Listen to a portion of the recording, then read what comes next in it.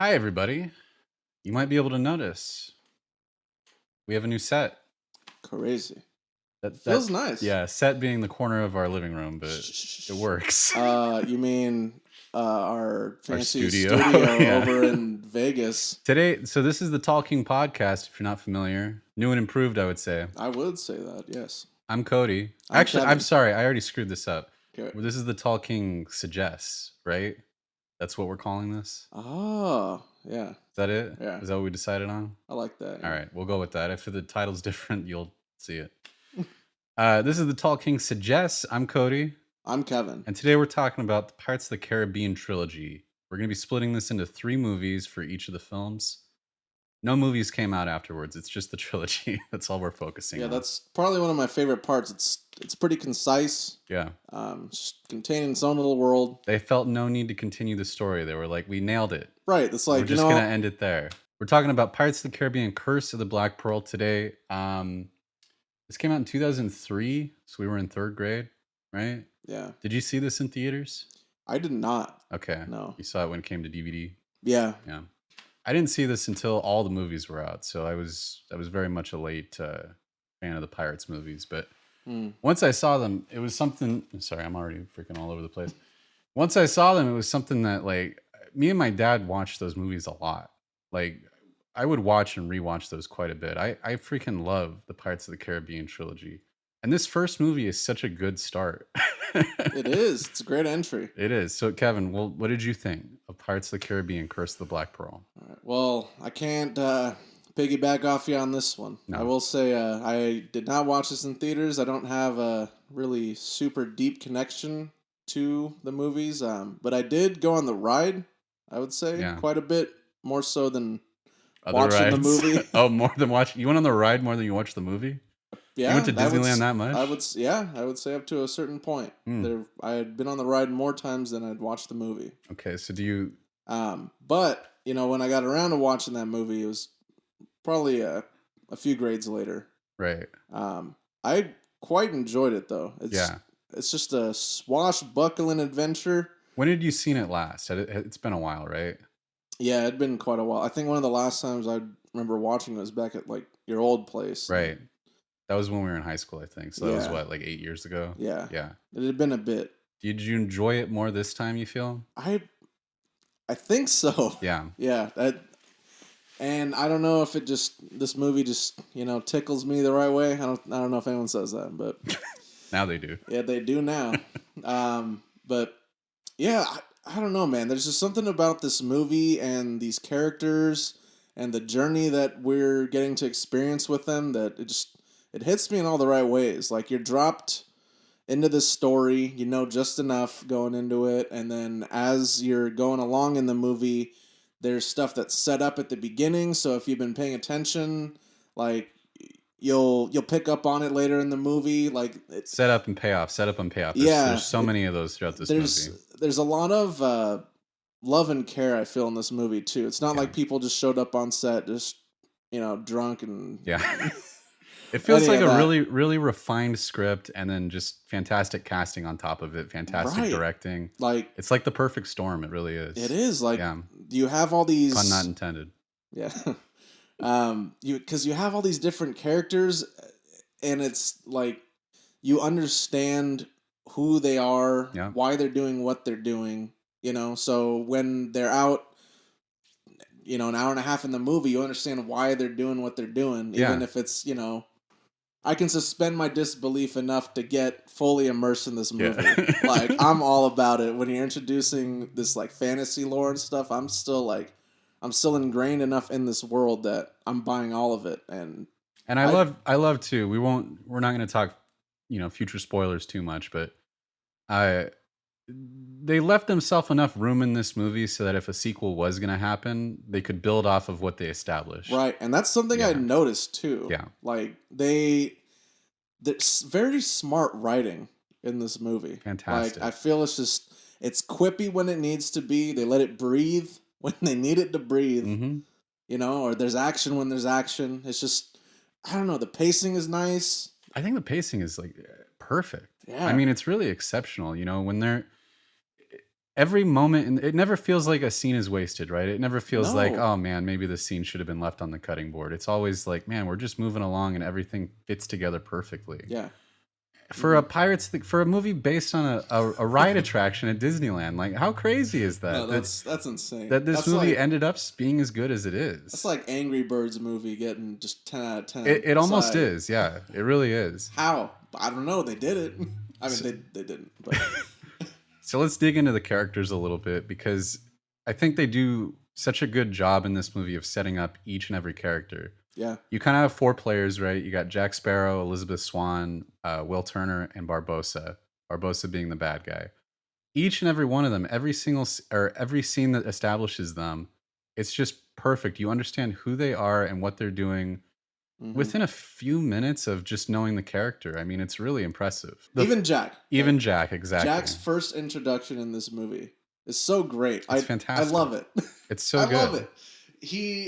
You see him, like, in his pirate gear. He's standing, what is it, He's standing on the mast, yeah, as it's coming in. They're playing this epic music, wind blowing through his hair, yeah. And then they do a wide shot, and you see this just, like, tiny little ship. Yep. And it's sinking. It's sinking as he's pulling into harbor, and he doesn't miss a beat. He steps right onto the dock. But they're still playing this epic music the entire time. I love it. And then the next major scene we see with him is him saving Elizabeth after she falls off the cliff.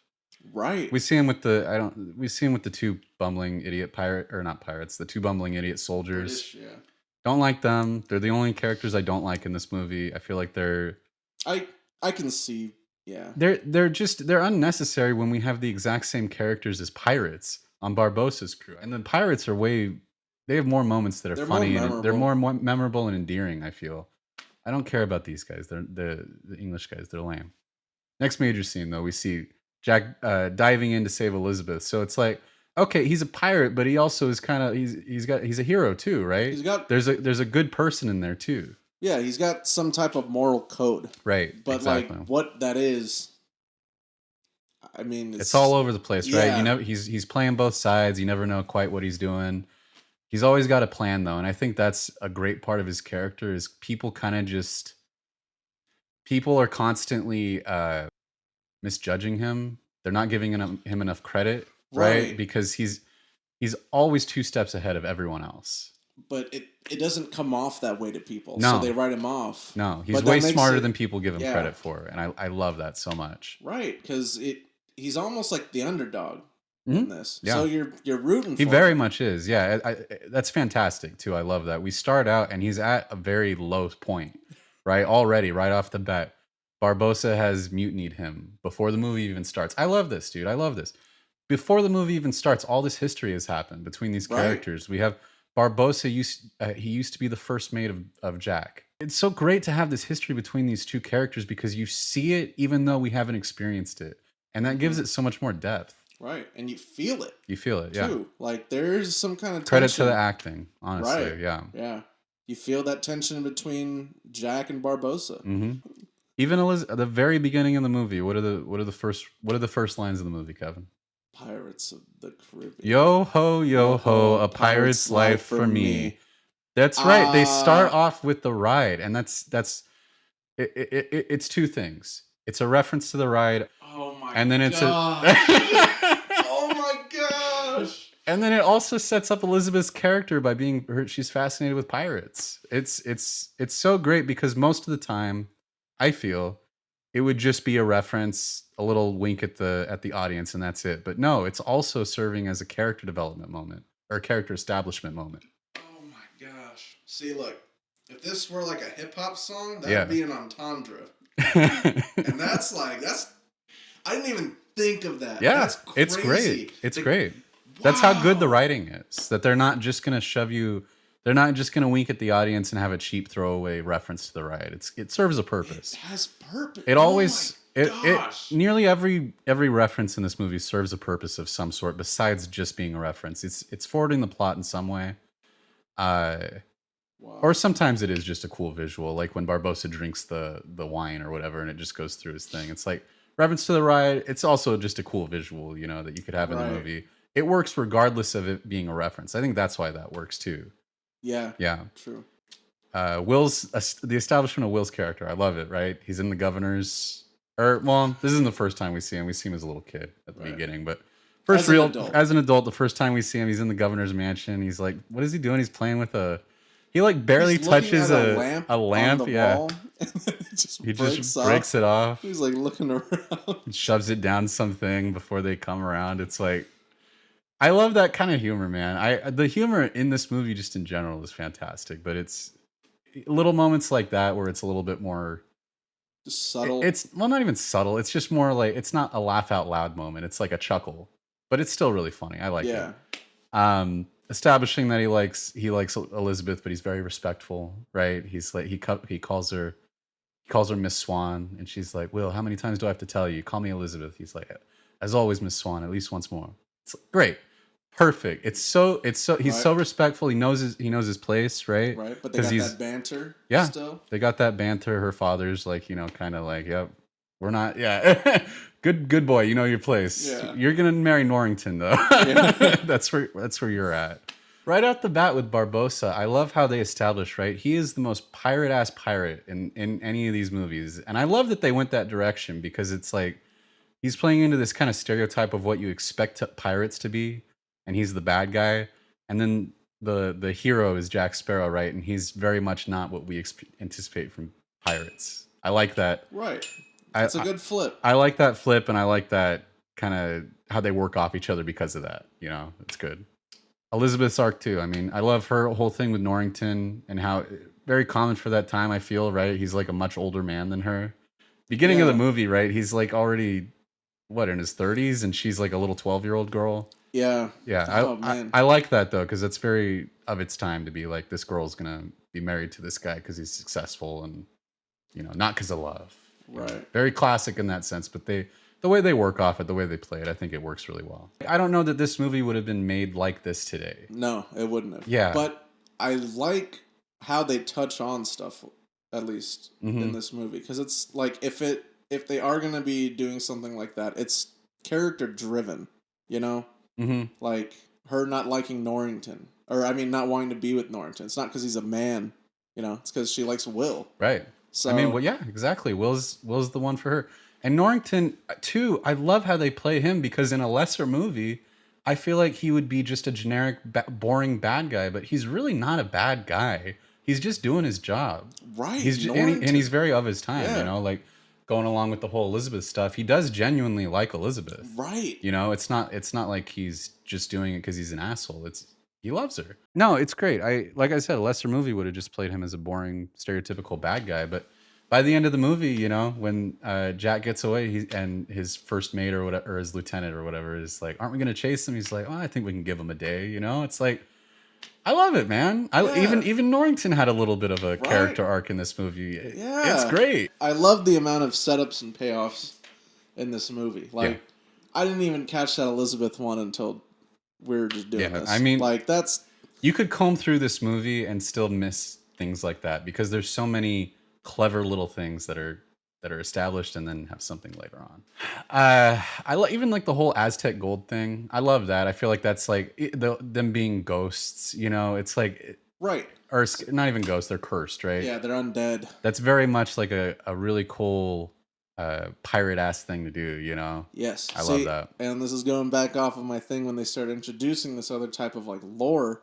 I still buy it because all these people are clearly motivated. Right? Yeah. They don't want to be undead. What they want to do is find all the pieces of the gold so they can live again. Yeah.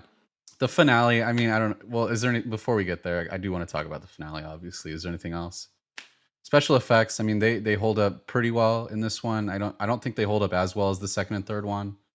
But pretty good. The skeletons, they it's only in the moonlight, so you're seeing them at night. It's like they're they use that too. With the way they use it. I think like, oh my gosh, yeah. Especially, oh wait, no, that's we'll talk about it because it's important. In the finale, when they're fighting, I mean, it's soup. I don't know how they did it. It's so impressive when they're going in and out of the moonlight. Yep. It's so fluid, and it's like they never. I'm paying attention during it. Me too. Any part of their body that's in the moonlight is skeleton. Any part that's not isn't. It's really impressive. That scene is really good. I don't know how they did it. Choreography is great too. The fighting. Yeah, love it.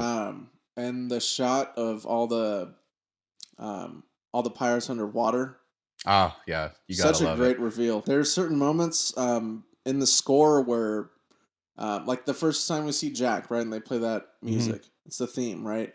And then whenever you hear it again, even if it's just like just a little segment of it, you still feel a certain emotion because of that music and how it's tied to the scene. Right. Like it's like, yeah, I'm a pirate. Yeah. Hell yeah, I'm a pirate. Yeah, I'm a pirate. This movie, I think, because it was made when it was, they were still using quite a few like practical effects. Yeah. So that's what helps like sell this movie, at least for me, because like they're using real ships. Like, I mean, I'm glad CG wasn't super huge, as it is today. Yeah. Because if they were to make this today, it is so much cheaper to just CG your ship. Yeah. Like, but I mean, they built these ships and like I think they had the ships. I don't think they built them. No. I think they had the ships. They just painted them, but still, yes. Still. They still are using ships. That's not easy. Right. It's not easy to film with these big ships. I guarantee it. No. I don't know much about filming. I don't know much about the sea. I just can't imagine it's easy to film on a real ship. You know what I mean? Like, that's got to be trying. Yeah. But they make it look great, and it's because they're actually out there on the freaking ocean, on a real ship. It makes a difference. Like you're saying, I mean, this really is kind of the perfect period where it's like the CG is good enough that it looks pretty good, but we're still using a lot of practical effects. I love the finale. That entire cave is all fake. It's all a set that they built, and they filled it with water. It's huge, huge set. It's all just a set. That the town, what's it called? Port Royal. Port Royal. Well, probably Tortuga too, but Port Royal. I mean, when they're blowing up the town, and things are falling down and all that stuff, it's great, man. It's so much more. It may not be on the same scale as like you could do with CG, but you don't need it to be. It feels so much better, dude. From the audience, it just feels more real. Even if they don't know that, right? Even if they can't express that, I have a feeling even casual audiences can feel that difference. Okay, just real quick, Barbossa and the apple.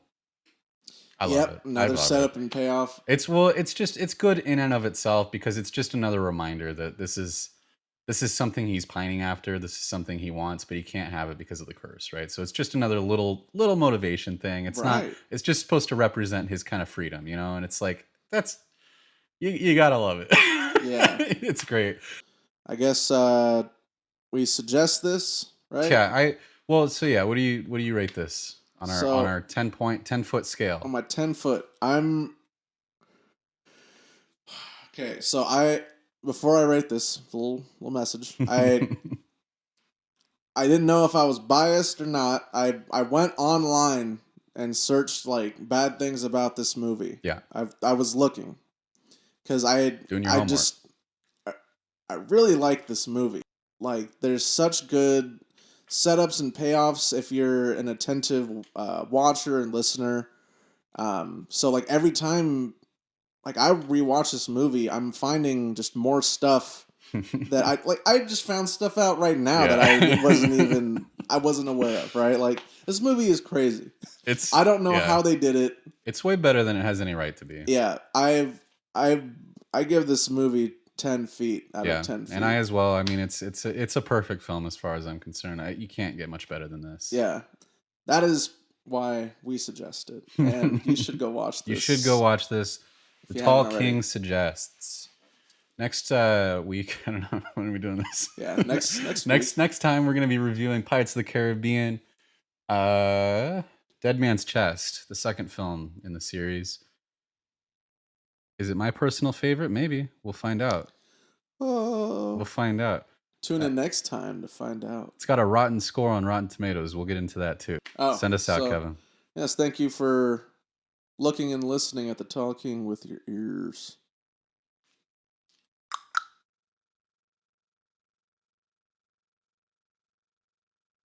Give me your best Barbossa. So, Jack, tell me. So tell me, what's become of my ship? Here, No, we named the monkey. Oh I feel like I gotta like move yeah, my, you gotta. oh, Jack, He's oh, so Jack. good.